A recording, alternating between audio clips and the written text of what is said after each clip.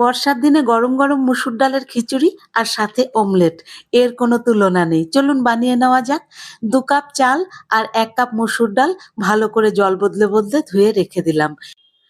এবারে হাঁড়ির মধ্যে তেল দিয়ে তেলটা ভালো করে গরম হয়ে গেলে ৫ ফোড়ন, শুকনো লঙ্কা, তেজপাতা দিয়ে ফোড়নটাকে একটু ভেজে নিয়ে দিয়ে দিলাম কুচিয়ে নেওয়া পেঁয়াজ।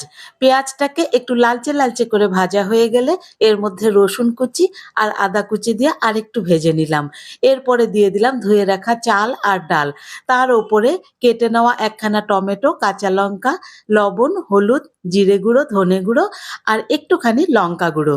ব্যাস এই দিয়ে মিনিট ৩ ভালো করে কষিয়ে নেব। ভালো করে কষিয়ে নেওয়া হয়ে গেলে নিচে যখন একটু একটু ধরে আসবে, এখন দিয়ে দিলাম চালের ডাবল পরিমাণে জল।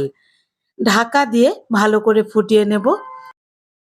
১০ থেকে ১৫ মিনিট ফুটে গেলে পরে চালটা চেক করে নিচ্ছি। দেখুন সুন্দর সেদ্ধ হয়ে গেছে আর মুসুর ডালের খিচুড়ি একদম রেডি। দিয়ে দিলাম একটুখানি কাঁচা লঙ্কা আর ধনেপাতা। ঢাকা দিয়ে ৫ মিনিট রেখে দিচ্ছি।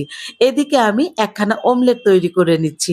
অমলেট ছাড়া কিন্তু খিচুড়ি কিছুতেই জমবে না।